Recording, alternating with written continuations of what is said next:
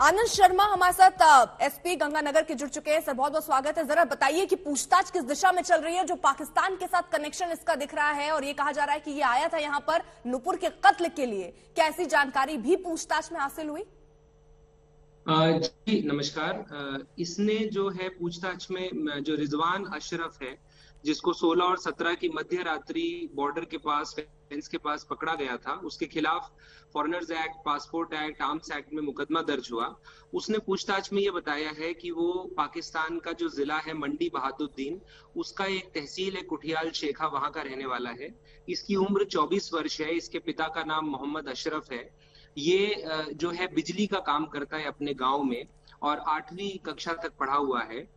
इसने बताया कि ये जो खादिम हुसैन रिजवी का संगठन है तहरीक-ए-लबैक, इससे ये काफी इसकी विचारधारा से प्रभावित है और इसके शहर में कुछ दिन पहले नुपुर शर्मा का जो स्टेटमेंट है उसके विरोध में एक रैली का आयोजन हुआ था। ये उस रैली में शामिल हुआ था और वहां इसने जो भाषण हुए थे, जो तकरीरें हुई थी, वो इसने सुनी और उससे ये मोटिवेट हुआ कि ये जो है काम इसे करना चाहिए और इस नियत से ये एक चाकू लेकर के और बॉर्डर पर आ गया और इसने सोचा कि ये क्रॉस ओवर करके उधर जाएगा और नुपुर शर्मा का जो उसने बोला है उसकी सजा यानी हत्या करके उसकी सजा देने का इसका इरादा था। और सर ऐसी खबरें भी आ रही थी कि पाकिस्तान में लाहौर किले में जो महाराजा रणजीत सिंह की प्रतिमा है उसको भी इसी शख्स ने तोड़ा था। क्या उसने ये बात कबूली है?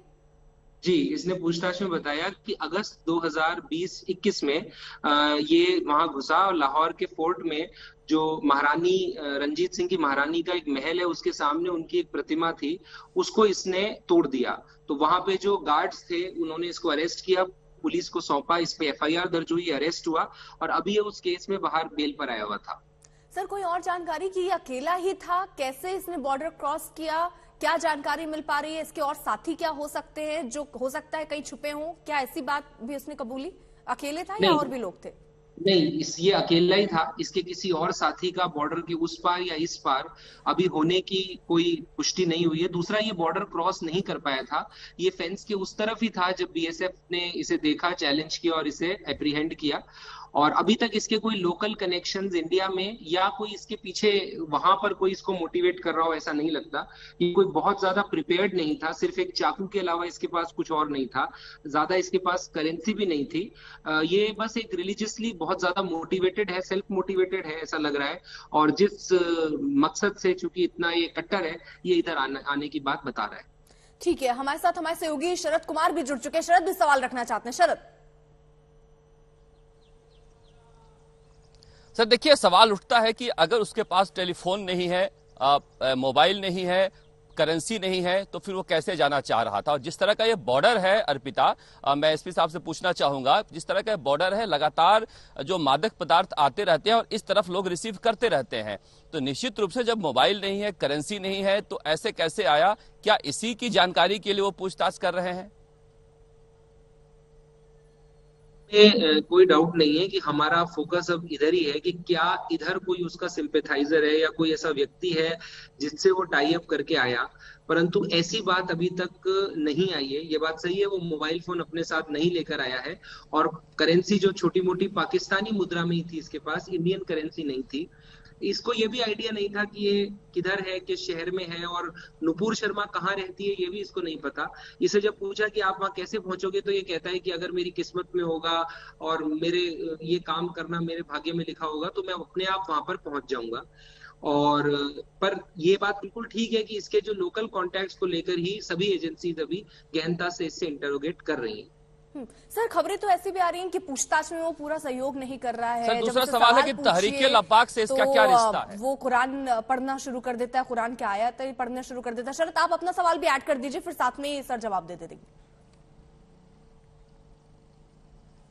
ये तहरीक-ए-लब्बाक से कब जुड़ा और तहरीक-ए-लब्बाक से इसका क्या रिश्ता है? किस तरह की गतिविधियों में हिस्सा लेता रहा है तहरीक-ए-लब्बाक के? ये देखिए, इसने ये बताया कि जो खादिम हुसैन रिजवी है वो काफी उनकी विचारधारा से ये प्रभावित था और इस वजह से ये मतलब उनके भाषण वगैरह सुनता रहता है इंटरनेट और टीवी पे जब आते हैं और वो जब कोई प्रोटेस्ट मार्च या कोई सभा करते हैं तो ये उसमें शामिल होता है। ये अभी तक एस्टेब्लिश नहीं हो पाया है कि ये उसका कोई एक्टिव मेंबर या पदाधिकारी है, इस तरह की कोई बात सामने नहीं आई है। जहां तक पूछताछ की बात है तो नेचुरली ये प्रेशर में भी है, कभी कभी ये इसने तबीयत खराब होने का भी बात बोलता है। हालांकि कल इसका चेकअप कराया गया तो डॉक्टर ने सारे इसके जो वाइटल स्टैटिस्टिक्स है वो नॉर्मल बताए, पर इसने कहा मेरी तबीयत खराब है। इसी प्रकार कभी ये कुछ धार्मिक बातें जो है वो गुदगुदाने लगता है, परंतु ये पूछताछ में नॉर्मल है। ये किसी के साथ भी कोई प्रेशर में आता है इस तरह से होता है, तो हम सभी तरीके से मनोवैज्ञानिक तरीके से जो है इससे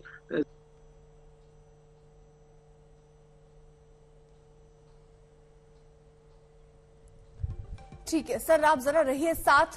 बीच जिसका जिक्र आप कर रहे हैं, जिसकी पुष्टि भी आप कर रहे हैं, किस तरीके के बयान उसने दिया है, ये तस्वीर भी हम दिखा रहे हैं 17 अगस्त की तस्वीर, जब महाराणा रणजीत सिंह की प्रतिमा को इसने तोड़ा। उस वक्त हालांकि पुलिस ने इसे पकड़ा भी था लेकिन बाद में छोड़ दिया गया था। 17 अगस्त 2021 की तस्वीर हम आपके सामने रख रहे हैं और ये भी जानकारी मिल रही है कि ये काफी नाराज था वहां पर।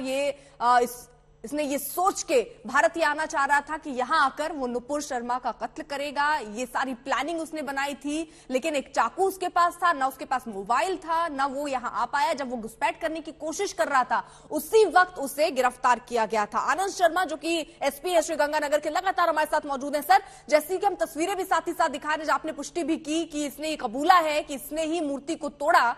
अब जब आप उससे पूछताछ कर रहे हैं तो क्या वो ये कबूल कर रहा है कि वो अपने ही मन से चला आया, या कोई मौलवी किसी ने उसको भड़काया, ये कहा या उसको उकसाया कि जाओ और वहां जाकर इस घटना को अंजाम दो, या वो खुद से ये करना चाह रहा था?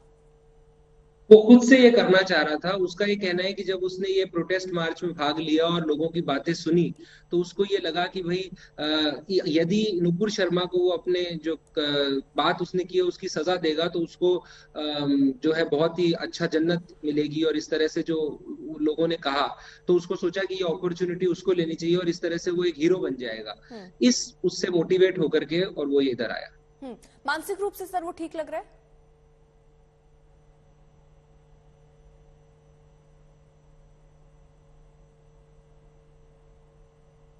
आनंद जी, आवाज पहुंच रही है आप तक? सर, आपकी आवाज थोड़ी कट गई थी, अब आ रही है। जी बताएं। जी, मानसिक रूप से सर वो स्वस्थ है, मतलब मानसिक रूप से ठीक है? क्योंकि आप कह रहे हैं प्रेशर महसूस करता है, बीमार बता रहा है, कई बार वो आयतें पढ़ने लग रहा है। जी, मानसिक रूप से वो ठीक है, शारीरिक और मानसिक रूप से वो बिल्कुल स्वस्थ है। सच उसको कोई प्रॉब्लम नहीं नजर आती। शरद, आप भी कोई सवाल करना चाहें तो जल्दी से रखिए। मैं भारत के दर्शकों के लिए जानना चाहूंगा कि क्या उसने पूछताछ में बताया है कि मंडी बहाउद्दीन में किस तरह का माहौल है? जिस तरह की बातें आ रही हैं कि मदरसों में मीटिंग हो रही है, वहां नुपुर शर्मा के खिलाफ इस तरह की जिहादी बातें बोली जा रही है, लोगों को उकसाया जा रहा है, तो क्या कुछ उसने बताया है कि नुपुर शर्मा का बयान को लेकर वहां किस तरह के हालात हैं पाकिस्तान में, और मौलवी किस तरह से इस तरह के लोग, रिजवान जैसे लोग तैयार कर रहे हैं? नहीं, देखिए, उसने बताया कि इस बयान को लेकर लगभग वहां सभी गांव शहरों में प्रोटेस्ट मार्च हुए।